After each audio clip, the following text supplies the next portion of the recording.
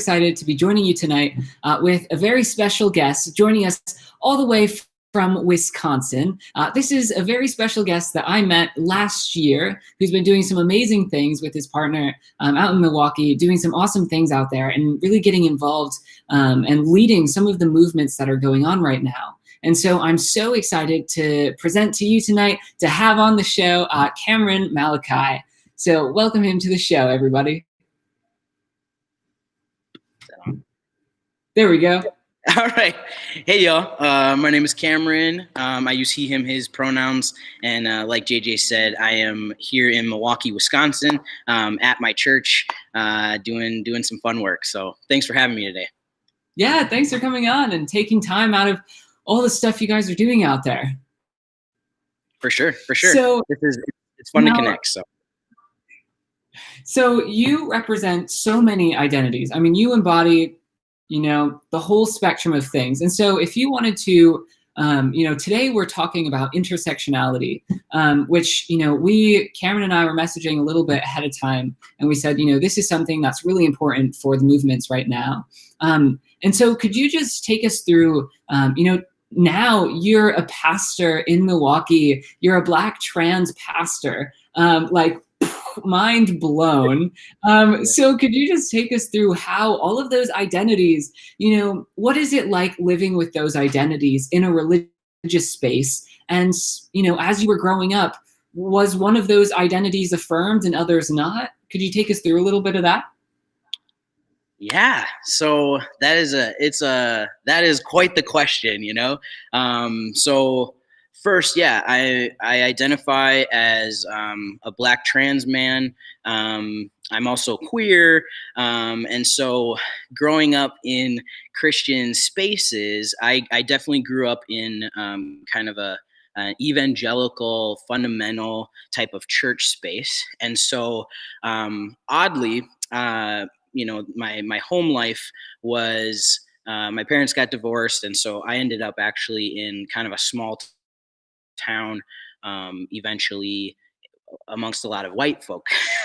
And so growing up, you would think that we wouldn't talk about race, but we did, but it was never in a good way. And I think that because of that, I ended up internalizing a lot of racist things against myself.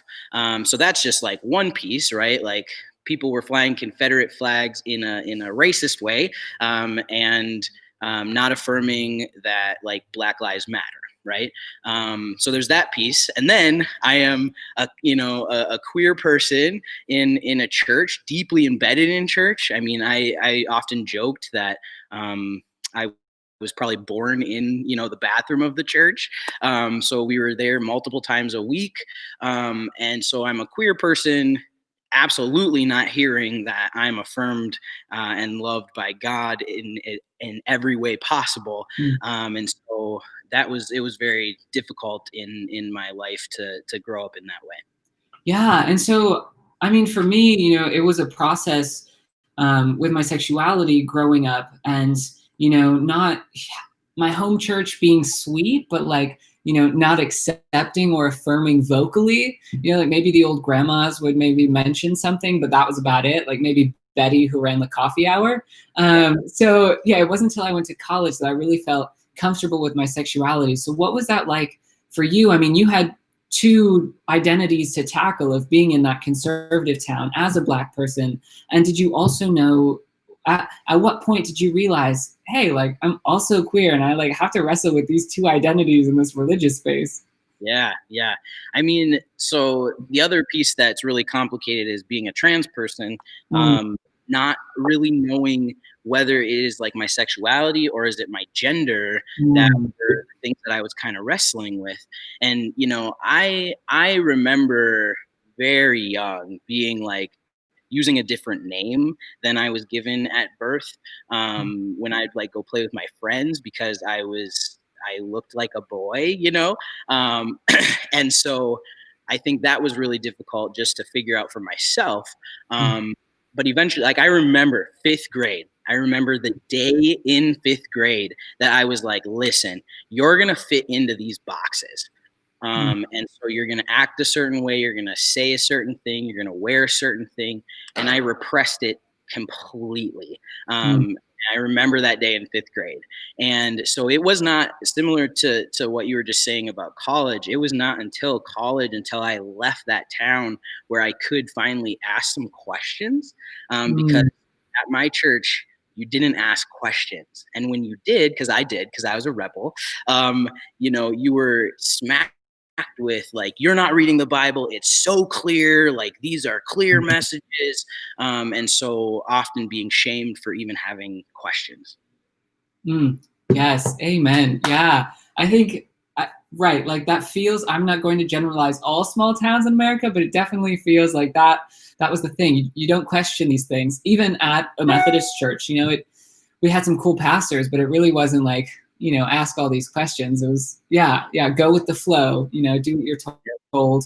Um, and so, and I mean, you already brought up like a great point that a lot of the LGBTQ movement doesn't recognize is the difference, the hardships that a trans person faces that are different from, the rest of the queer community, in that defining not only your sexuality, but your gender identity and expression. And so at what point would you say, so you recognized early on that things weren't matching up with the way that you were born, and so at what point would you say that you really, what was that process like of understanding yourself for yourself? Yeah. Whew, I'm still doing it. And that's I think the most beautiful part about being a trans person, for me, is that like I think we're all in transitions of life, right? But like as a trans person, I get to say like I am intentionally thinking about all of these things that no one else is, and I'm choosing the steps that I'm going to take because I believe each step is holy and divine and like set out by God, right? And so I'm going to think about these things. But wow, I'm still doing it. I'm still figuring it out. I'm still unlearning a lot of like garbage that I was taught, right? And I think some of the problem with being able to ask these questions of ourselves is having to say, well, what were the harmful things that we learned growing up that I hope no men are learning, and no men want to continue on, but because I'm a trans man trying to figure out what that means to be a man now, later in life, right? Like I am intentionally doing some of that unlearning. But I mean, I've only been out as a trans person now for uh 3 years. um Wow. yeah. And so like I came out as queer. I mean, the whole story is like I really struggled when I closeted myself up. Mm. Really struggled in college, and I got really substance abusive actually, because of all of the things, like not being able to figure out what I wanted to do, with all of the emotion and feeling of not feeling myself. And so once I started kind of getting on a better path, Jesus was a huge piece of that. And so the only place I knew to go was, these evangelical kind of like Christian campus ministries, right? So like I got really involved with one, and actually decided to dedicate like my next adult years doing that. And in that, as I started to dig more into Jesus, the more I learned about myself and what I felt like God was calling me to be. And that was to be queer, right? And so I came out and got promptly fired from all of the things that I was doing. And so that set me on a whole new path of trying to figure out what now, because I knew it wasn't going to be acceptable in those spaces, but like, what does it now mean to be queer and a Christian? And Mm. that took me some time.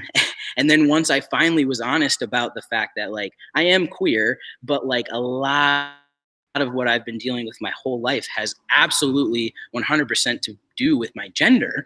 Mm. I was then able to pull that apart and really then finally come to terms with like, oh, okay, finally, I am trans.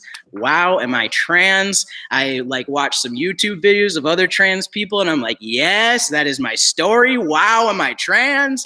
And so then like now I'm just like, oh, this is finally, who God has called me to be, and God knew that I needed to be, and I can finally see the person that like God created. So. Oof. Wow. Wow. Wow. Wow. Wow. Wow. Wow. Yeah. I mean, just the way that you have seen God working throughout your story. And I mean, that radical idea that somehow coming out to ourselves and to the world is part of our calling from God is just, like what an idea. Yeah. And I happened to stalk your Facebook and saw that it was Campus Crusades for Christ that you worked for. Right. And which was the conservative group on my campus. And so, Call it yeah, out. we'll just name drop right there. Crew, Campus Crusades for Christ. No good. And so, yeah, we will say that. Yeah, right, because it's in those years. And so I'm curious, for your story, how, as you were becoming more confident or exploring yourself more fully in college and right after, what was that like with your faith, hearing one thing from the place that you're working at, but also having this like deep interior moment with Jesus? Like, yeah. Yeah. I mean, I love Jesus, and I think that like I have a calling from Jesus, that Jesus was always there, right? Like in every moment, in every dark space that I was sitting in, not knowing who I was or not knowing if I was loved, like Jesus was there. And I think it would have been much easier if other people would also have been there to say like the same things. Like, you are loved, you are affirmed, you are exactly who I, see and have created, right? But like Jesus was always there. And the Bible, for me, is so liberative. Like the story of Jesus and the story of like this brown skinned peasant who came from heaven down, who could not but be closer to me and for me, like, and spoke truth to the real power, who were often the religious elite who were trying to hold on to power. Like, that is the gospel that is there if we look, right, and listen. And so I think for me, that's what kept me going, was knowing that there is this other stream that is beautiful, and the most delicious water that we've ever been able to taste, if we just take a step out of the big, massive, flowing river of everyone saying that this white Jesus, who like is just this nice Jesus, that we just live this nice life.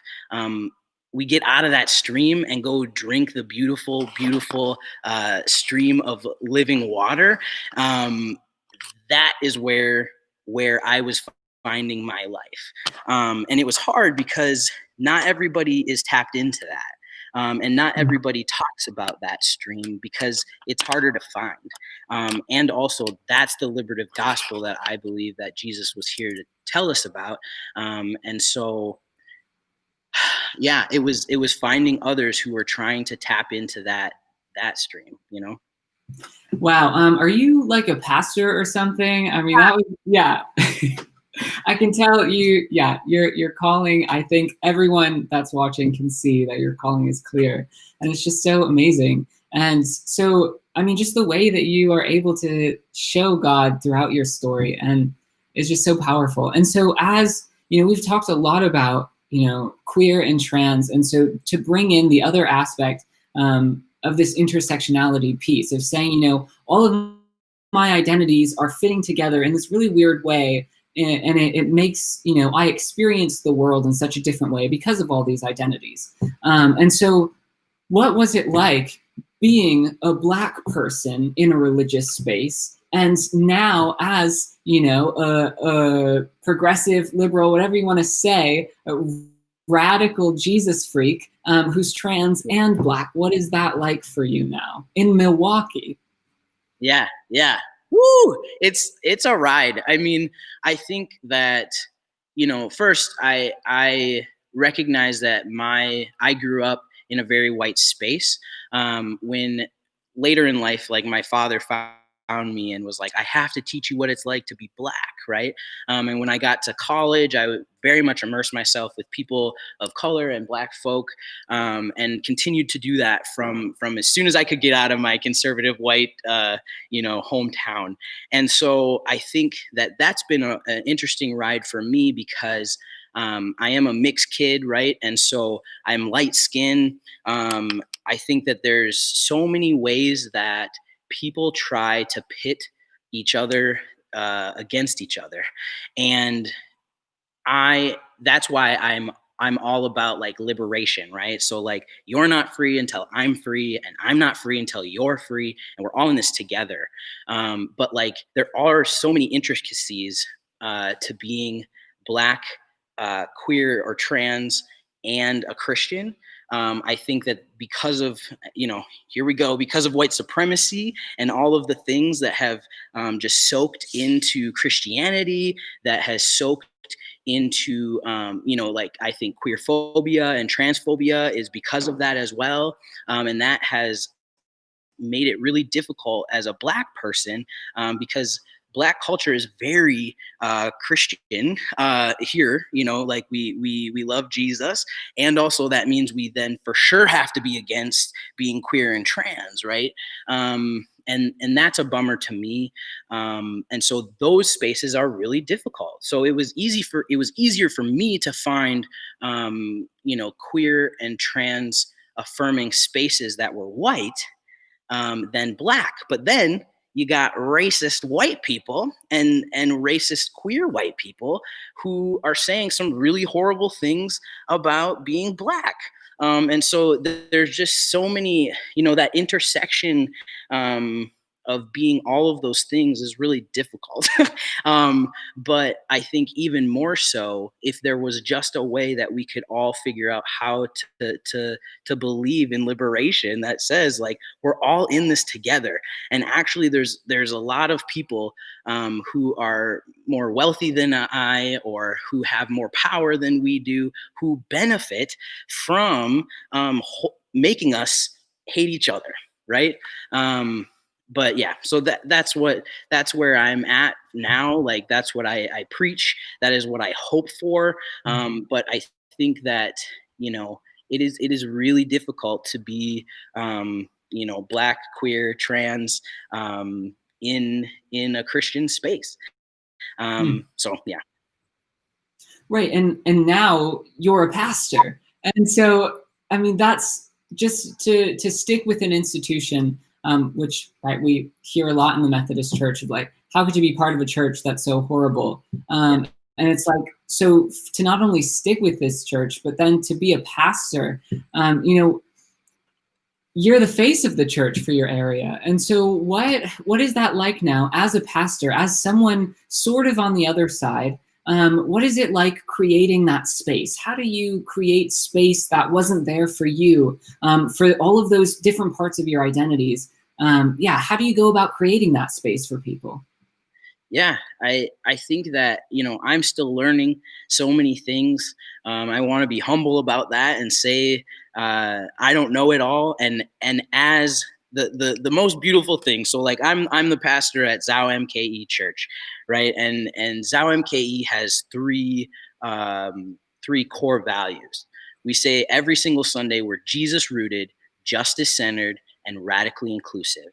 And Mm. so every Sunday, that's what we're setting the stage for, right? We believe that Jesus, again, was that brown skinned peasant who came to just go and gather the outcasts and those who were thrown aside by power.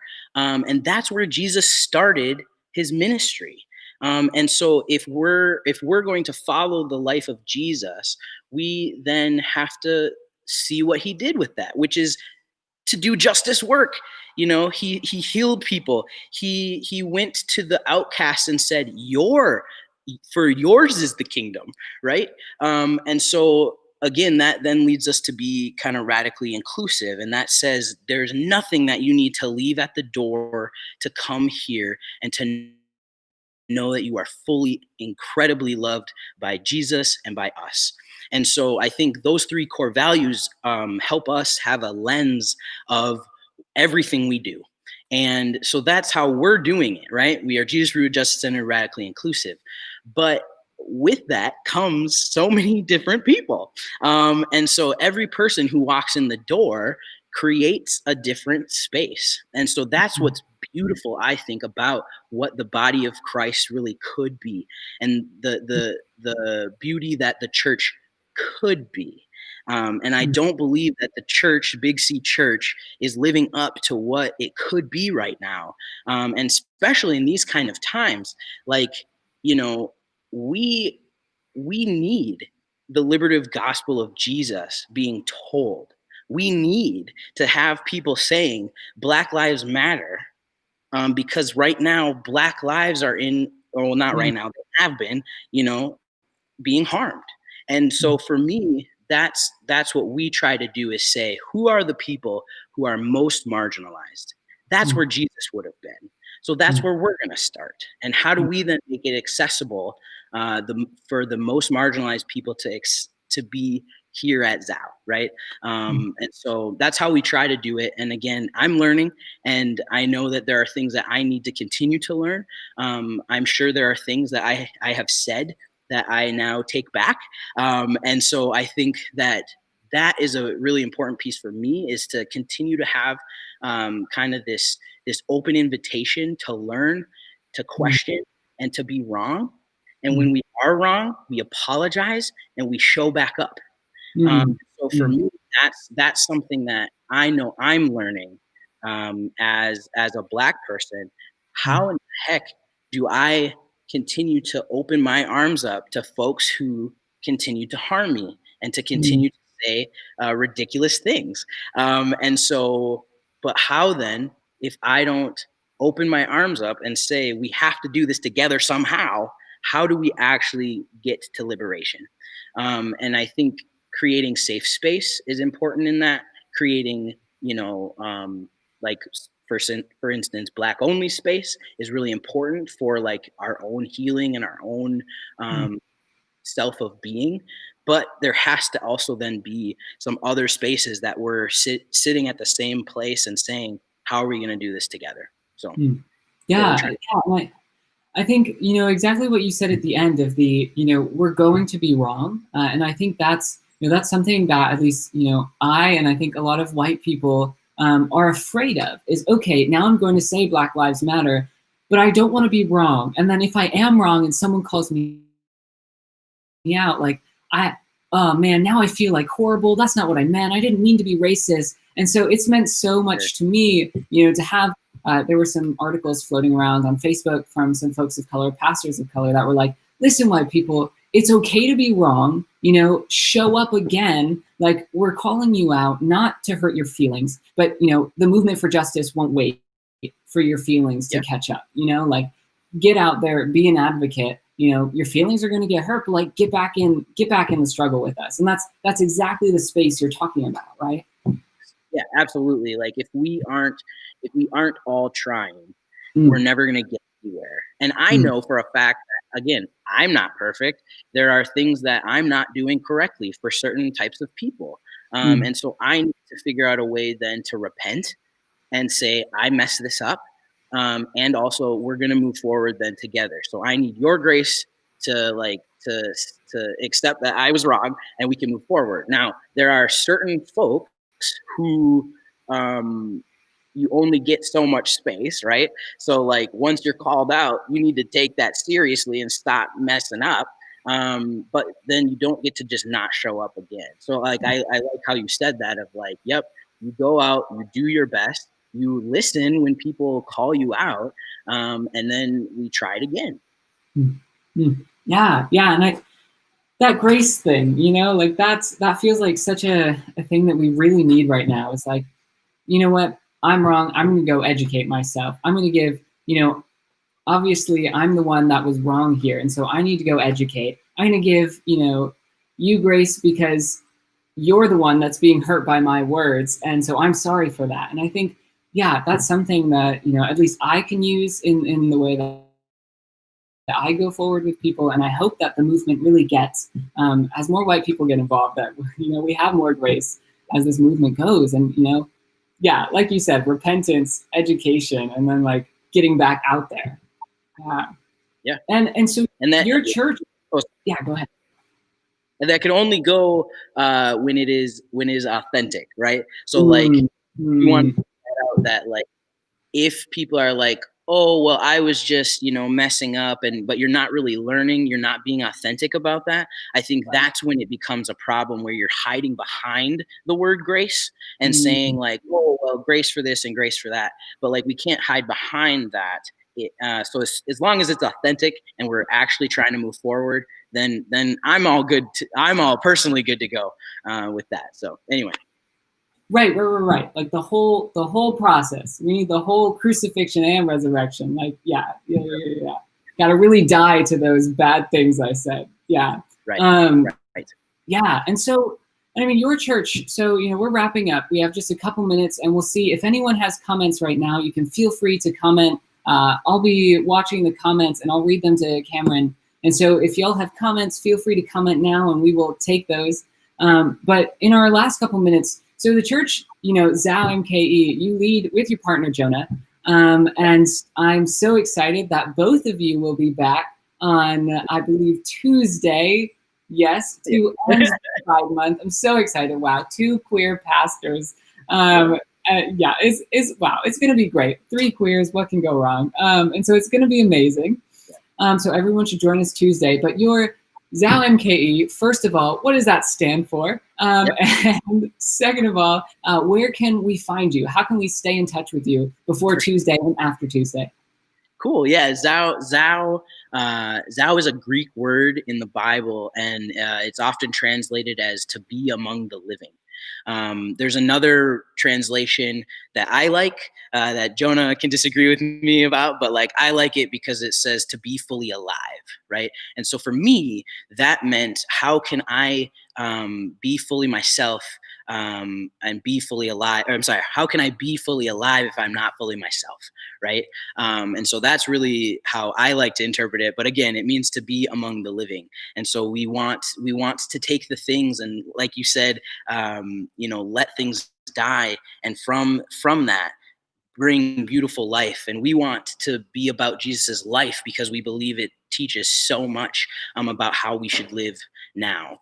So yeah, Zao. And then MKE is just silly. It's the airport code for Milwaukee. So Zao MKE Church. And you can find Zao MKE on Facebook. We have a Facebook page. We have Twitter. We have Instagram. We have a website that I'm wanting to redesign so it's cooler. But yeah, we can you can find us there. We are doing a lot of fun stuff right now, specifically because of COVID. We have been totally online, and so we are, you know, streaming all of our Sunday services. We're doing fun activities like fun fest kind of activities. We have testimony, we have music going on, we have all sorts of stuff. So you can find Zao that way.